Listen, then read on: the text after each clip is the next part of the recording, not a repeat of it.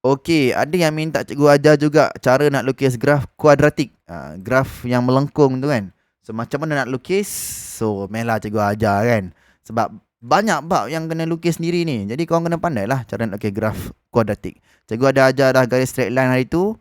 So now kita try tengok garis kuadratik pula cara nak lukis dia. Okey. So cara nak lukis graf kuadratik, kau sebenarnya boleh buka lah buku AdMath kan. AdMath dah ajar dah. AdMath apa AdMath Form 4 chapter 2 dah ajar dah. Kan dengan Math Form 4 chapter 1 dah ajar dah kan. So mari kita try tengok sikit lah cara nak buat dia. Okay, kuadratik. Kuadratik ni dia punya bentuk gini. Y sama dengan graf dia AX kuasa 2 tambah BX tambah C. Kan ini adalah graf yang standard. Kalau garis lurus MX tambah C. Yang ni kuadratik AX squared plus BX plus C. Okay, tapi yang ni orang panggil bentuk general. Bentuk yang klise. Yang general, yang umum. Okay, ni cikgu padam boleh? Cikgu padam dia ada banyak lagi bentuk. Ada 3 bentuk semuanya. So hopefully kau boleh faham lah. So ada 3 bentuk. So bentuk-bentuk yang lain ni pun kau nak tahu juga. Yang pertama adalah bentuk vertex form. AX tolak H kuasa 2 tambah K. Dengan lagi satu adalah AX tolak P X tolak Q. So this is the second graph lah. The third graph. Yang tadi kita panggil apa? Vertex form. Kan bentuk penjuru. Yang ini adalah apa? Intersect form. Bentuk pintasan, intersect form. Nanti cikgu akan ceritalah one by one macam mana nak agak-agak lah dia punya graph macam mana. Okay, dengar ni baik-baik. Kita try tengok general form dulu boleh? Kita try tengok general dulu sebab dia mudah. Okay. So untuk kau tahu general form, pertama ginilah. Pertama gini. Ini X, ini Y. Okay, now. Untuk general form, kau kena tahu A ni apa, B ni apa, C dia ni apa. Untuk C paling senang, C ni adalah Y-intercept kan. Cikgu dah ajar dah tadi. Y-intercept kat mana dia bertemu. Kononnya dia melengkung macam ni. Ini adalah graf kuadratik. Okay. Kalau lah C dia, contoh C adalah 3 contohnya. So nak tak nak, kau punya C tu mesti kat 3 kat sini. Kan 3 kat sini. Or maybe 3 kat sini kan. Yang penting dia punya graf dia tu kena 3 kan. Kena 3. Kan kita tak tahu yang mana satu yang kena. Tapi asalkan dia kena kat 3. Sebab tu ada A dengan B pula. Tapi C ni adalah Y-intercept. Iaitu kat mana dia akan kena. Dekat Y. Okay boleh. So itu yang pertama lah. Tengok tu dulu. Nanti try tengok contoh. Okay, A dulu. A tu untuk apa? So A ni pula adalah untuk dia punya shape of graph. Bentuk graf itu. Sama ada senyum atau masam. Kalau A itu adalah positif, maknanya graf dia akan senyum. Kan? Sebab dia positif, senyum. Kalau lah dia negatif, so graf akan masam. Macam tu. Contoh, kalau let's say A tu nilai depan ni adalah negatif 3. Negatif kan? So dia akan masam. Masam lah. Masam. Macam tu lah, graf dia akan masam. Dia kena kat 3 ni ke cikgu? Terpulang kan? Asalkan dia masam. Tengoklah C dia berapa. Kalau C dia 3, dia kena kat 3. Kalau A dia negatif 2 ke, negatif 1 ke, negatif 5 ke, tak kisahlah dia negatif berapa pun, dia akan masam. Kalau A dia positif, let's say 5, so baru akan senyum. Macam tu. Nanti kita akan tengok contoh lah. Tapi A ni menentukan shape of the graph. Okay, boleh? Lagi jauh A ni dari kosong, lagi macam mana? Lagi dekat A ni dengan kosong, lagi lebar dia senyum. Kalau A menghampiri kosong, lagi lebar dia senyum. Lagi lebar senyuman dia. Kan? Ataupun masam lah. Masam dia. Contoh macam ni. Contoh kalau cikgu cakap A adalah 2. So maybe dia senyum macam ni. Kalau A adalah 1, kan, lagi dekat dengan kosong kan, 1 ni kan. Jadi dia akan lagi lebar. Dia punya senyuman dia akan lagi lebar sikit. Kalau A adalah 0.5 contoh kan, lagi dekat dengan kosong, jadi dia akan lebar lagi. So macam tu. Kalau A dia 6, jauh dari kosong, so dia akan macam tu, dia akan rapat, dia akan tidak lebar. So hopefully kau boleh nampak lah dia punya permainan. Nanti kita akan tengok contoh. Kita akan try tengok contoh. Kan? Jangan risau. Okay, bismillah. So hopefully A ni kau faham lah dia punya bentuk. Dia menentukan bentuk of the graph. Okay, B ni pula apa? Okay, B ni pula dia menentukan di mana tengah-tengah dia. Contohnya B ni. Contoh B ni kan, dia menentukan kat mana tengah-tengah dia. Maksudnya gini. Kalau nak tahu tengah-tengah dia punya axis of symmetry kita panggil. Axis of symmetry. Kau kena buat formula X sama dengan negatif B over 2A. So inilah formula tengah-tengah dia. Negatif B over 2A. Maksudnya apa? Maksudnya B tu dia depend, tengah-tengah tu depend pada B dengan A. Kan? Kita dah ajar dah benda ni dekat dalam AdMath dulu. Okay, contoh macam mana let's say kita punya formula gini. Y sama dengan 2x squared tambah let's say berapa 8x tolak 10 contoh, ataupun tolak 13 lah, rendah sikit kan. Tak kisah cikgu bagi contoh je, tolak 13. Okay, contoh gitu. Okay, now so sekarang ni kita tahu dia senyum kan, A dia positif, dia senyum. So macam ni kita tahu yang C dia Y intersect dia negatif 13, jadi dia akan kena dekat negatif 13 kat area bawah ni. Tapi tak sure lah sama dekat sini atau sini kan. Kita tahu dia senyum tapi tak tahu kat sini ke kat sini. Sebab itulah B diperlukan. Okay, B pula untuk dia tahu dia punya axis symmetry, tengah-tengah dia kat mana simetri dia, pakai formula ni. Negatif B, B dia 8 sekarang ni kan. 8 bahagi 2A. A dia berapa? A dia adalah 2. So gitu. So X dia adalah 8 bahagi 2 dah 24 kan. Negatif 8 bahagi 4. So dapat negatif 2. So X negatif 2 maknanya dia punya paksi simetri dekat sini negatif 2. X negatif 2 kat sini. Kan dekat negatif 2 sini. Ni X negatif 2 kat sini kan. X dia negatif 2. Inilah tengah-tengah dia. Jadi dia tak boleh ada kat belah kanan ni.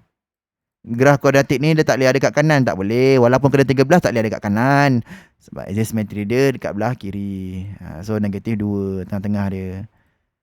Boleh faham kat situ? Hopefully boleh faham lah. So inilah dia. Kan semua pasal graf kuadratik untuk general form. Okay, boleh? Nak try? Okay, nak try kita try tengok contoh lagi. Okay, mari kita try tengok. So katakan dia suruh lukis Y sama dengan 2x. 2x lagi. Kita try lah lain sikit. Negatif 3x squared. Kan? Plus apa? Plus 10x minus cek mana je plus 4 lah. Macam tu. So apa kita punya graf dia? Apa bentuk graf dia? Macam mana nak lukis dia? Jangan risau, relax. Tengok apa info yang dia bagi. So C dia 4. So wajib lalu kat 4. So maybe 4 kat sini. A dia negatif 3. Maknanya kita tahu graf dia akan masam. So sama ada masam macam ni lah kan. Masam macam ni. Kita buat ni lah biru macam ni. Dan dia mesti lalu kat 4 kan. So sama ada kat sini atau kat sini, betul? Y intercept dia nampak. Dia kena kat 4. Sama ada kat 4 belah kanan ni atau kat sini. Sebab tu B ni diperlukan. So B ni menentukan kat mana dia berada. So sekarang ni formula nak tahu tengah-tengah dia, axis symmetry adalah X ialah negatif B over 2A. Negatif B, B adalah 10 over 2A. A dia negatif 3. Macam tu. So 2 darab 3 negatif 6. So 10 bagi negatif 6 berapa? 10 bagi negatif 6. So 10 bagi negatif 10 bagi negatif 6. Negatif 10 bagi negatif 6. The answer should be 5/3. Which is lebih kurang 1.667 lah kan. 1.667. So tak boleh ada kat belah kiri ni. Dia kena berada di belah kanan ni. Sebab apa? Sebab X dia ni, dia punya simetri dia, tengah-tengah dia adalah X 1.667. Ni simetri dia dekat lebih kurang sini. Kan kita kuruskan sikit graf dia. Yang gitu. Dia kena dekat 1.667 X dia ni. So area dia situlah tengah-tengah dia. Itu makna axis symmetry. So dia tak boleh ada kat belah kiri. Tak boleh lah. Sebab dia 1.667 dia positif. Jadi dia kena berada di belah kanan. Macam tu lah cara nak tahu kedudukan graf tu macam mana nak lukis. Hanya tengok A, B dan C punya info. Ni dia. Ya ke cikgu? Tak percaya lah. Okay, kalau tak percaya kau boleh buka Desmos. Desmos.com. Ni Desmos.com ni adalah satu website untuk tengok dia punya graf lah. Contoh cikgu letak y equals to negative 3x squared. Okay, tambah 10x tambah 4.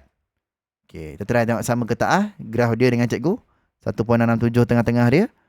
And then 4 dia punya y-intercept. And then dia masam. Nampak? 4 kan? Kena 4 kan? Dia besar masam kan sebab dia negatif kan? And dia kena kat 1.67 dia punya tengah-tengah dia. Kan? Pada x ialah 1.667. Nampak? Itu tengah-tengah dia. Oh. So macam tu lah. Jadi inilah general form. Tengok ABC saja. Okay tau. Ada form-form yang lain. Tapi form-form yang lain ni mudah je. Tak se-complicated macam general form. Okay, kita go laju je lah. Vertex form dulu boleh? Kita try tengok vertex form dulu. Yang ni lebih mudah lah. Vertex form. Orang suka vertex form sebab dia mudah. Bentuk vertex. Okay, mari kita try tengok sikit cara nak buat dia. Okay, ni jarang lah kau akan nampak bentuk vertex form ni. Tapi kalau kau jumpa, kira itu nasib baik. Hari nasib baik kau. Sebab apa? Sebab bentuk dia senang. Bentuk dia ada A kat luar, apa-apa nombor lah kat luar. Lepas tu ada X tolak H lah, squared.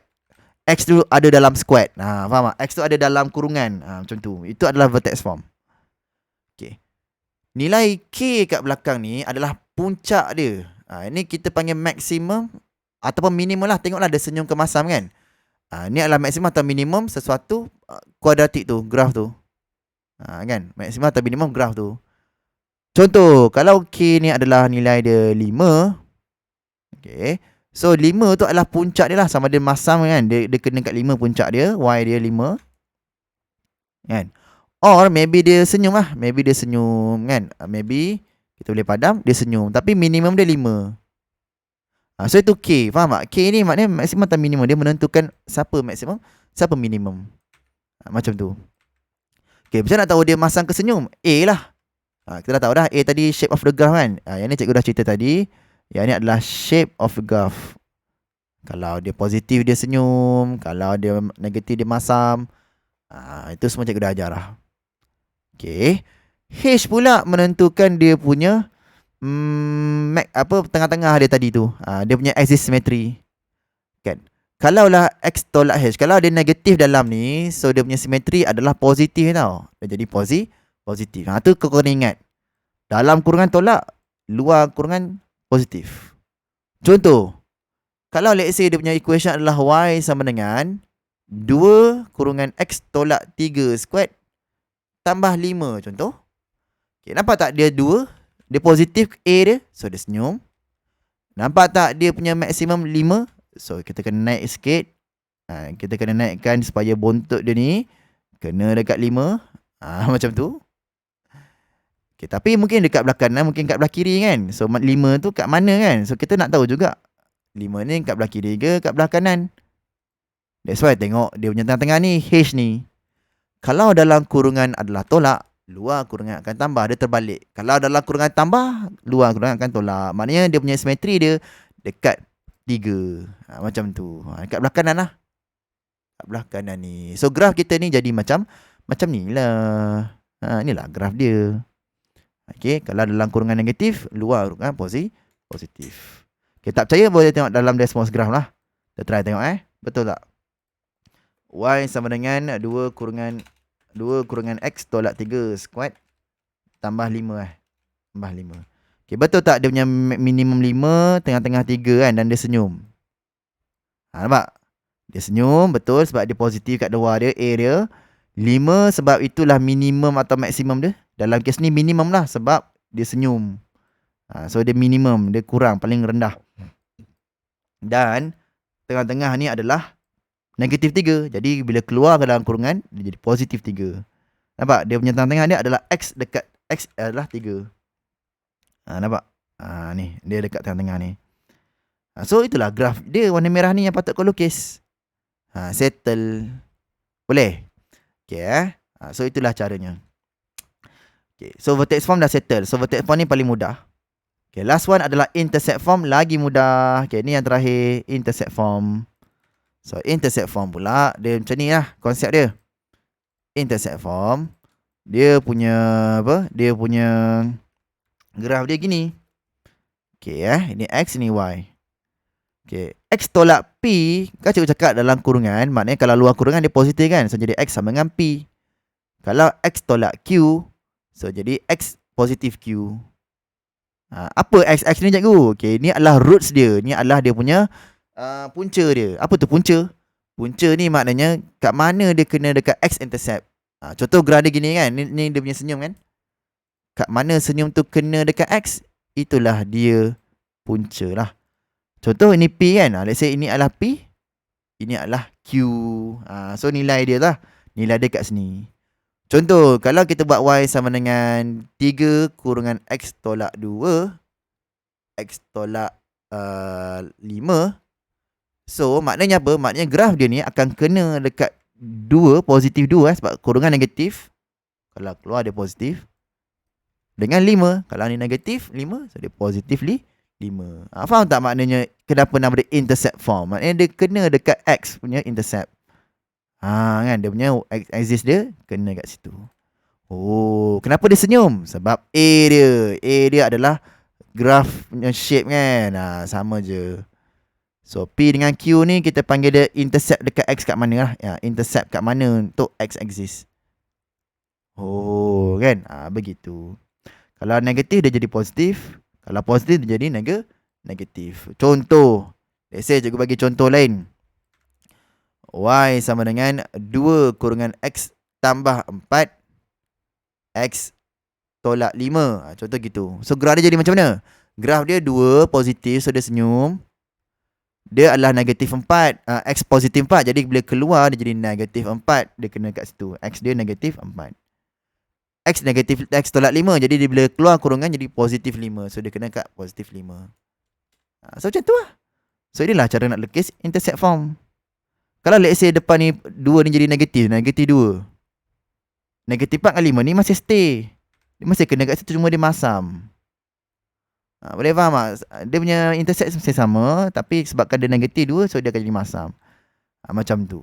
Ya ke cikgu? Kalau tak percaya, boleh tengok dalam Desmos graph. Apa-apa pun boleh tengok Desmos graph. Contoh Y sama dengan negatif 2 kan. Lepas tu ada X tambah 4 kan. Atau X tolak 5. Okay, nampak tak dia masam? Nampak dia masam. And dia kena dekat negatif 4. Dan dia kena dekat 5. Nampak? Dia kena dekat negatif 4. Dengan dia kena dekat 5. Gitu lah. So itulah cara kau nak lukis graf. Jadi kuadratik ni ada 3 lah. 3 bentuk. So hopefully kau faham lah cara nak lukis graf dah sekarang ni. Tak adalah nak merengek kan. Minta cikgu macam nak lukis graf ni. Macam nak lukis graf ni.